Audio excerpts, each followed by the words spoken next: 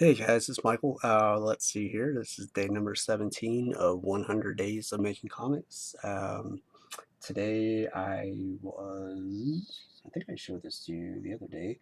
But yeah, I had already made a page. Sorry for the squeaky chair. Already laid out a page, from this to this. This is going to be page one. So already laid everything out right here, and I think I said in the last video that I'm going to go ahead and work on the dialogue, and I had every intention of putting the dialogue in, but the dialogue is a little bit trickier than everyone, or than I thought. So this was what I went through to try to whittle it down to this. Um, the dialogue is important, especially for like Wolverine and everything. So I kind of went with it as far as like a narrator would, and then I kind of figured, oh, it'd be more interesting to hear it, like what saying a coherent Wolverine would be saying about himself. So you have like that inner monologue. I'm not talking about like a Deadpool or something like that, but you just have like an inner monologue. Knowing how and who he is, but at the same time, he's more or less looking at a quote unquote video of himself. He has an inner voice about him, but he's just not able to connect that inner voice with his actions. So it took me a while because you're trying to find out. Trying to find out his mannerisms, his speaking, his delivery and stuff. So I went through. Let me show you. I went through some books, of course, Essential Wolverine. You had Chris Claremont writing it, you had Larry Hama writing it. Of course, checking things out again, Essential X-Men. Just really trying to figure out his vernacular, speech pattern, all that stuff. So I think I did. So I have the not necessarily dialogue, but I have like the narration for which is gonna go. It's gonna go in the last two pages right here. So this is all gonna more or less be black, and this will be all be black. So this kind of leads me into like what I may or may not do, but. I'm thinking like maybe black and white, that would be good. That'd be kind of cool. That'd be kind of old school and all that kind of stuff. And maybe make a letterbox or something. Or maybe not even a letterbox, but have like just white letters, coming across this way. Uh, if not, if I decide to do a letterbox and little boxes like narration boxes and stuff, I might try to do watercolor. Um, so with that it being said, I went ahead and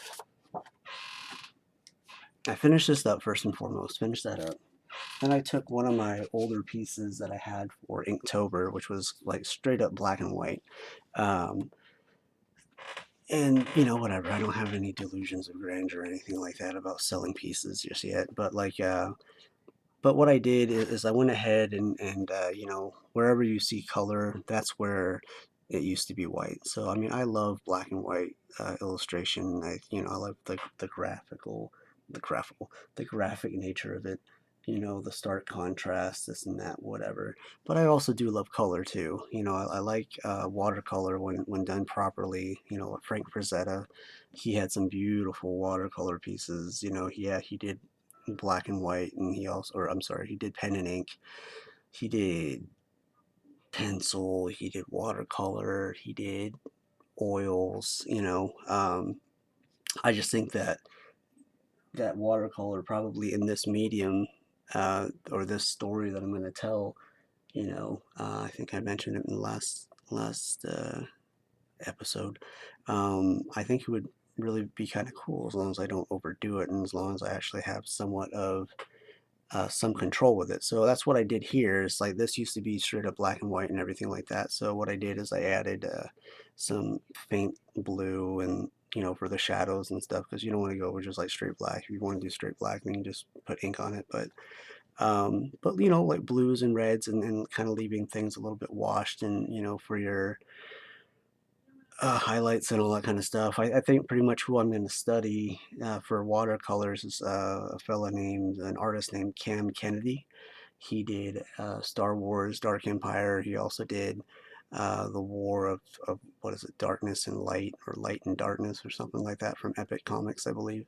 Um, but yeah, he definitely has a very cool coloring style. I don't think I'm gonna be able to master or get the control of what Frank Frazetta did, you know, and I kind of want to make it, you know, airy and very dreamy anyway. So I think Cam Kennedy would be a good way to go, and you know, I'll try to get a little bit freer or something like that. But and if I use the color correctly, you know, it could definitely add importance to whatever part of the illustration I want people to, you know, really concentrate on. So yeah, that was my day 17, guys. You know, like more or less figuring out dialogue, figuring out vernacular, uh, you know, figuring out um, excuse me. Beautiful. Anyways, figuring that stuff out. Um, as well as, you know, like working on the page, and moving things around, not really too much, but you know, where I can fit it, as far as like what's going to go where, as far as words, how big I need to make them. That's what I got to figure out too. I gotta maybe like look it up and see how big letters are supposed to be at 11 by 17 versus the printed letter, you know, because I might do hand lettering, and that's always interesting. So but yeah, that's what I have for day 17, and I'll talk to you guys a little bit later. If you guys want to check out some of my work, other work is going to be here or there, Bamf Anywhere, on Instagram, Bamf27art, .deviantart.com on DeviantArt, and Twitter, it's at Bamf27art, so it's BAMF 27 and art. All right, hope you guys have a good one. You guys are doing good on your projects, and that's it. Have a good one, guys. Bye.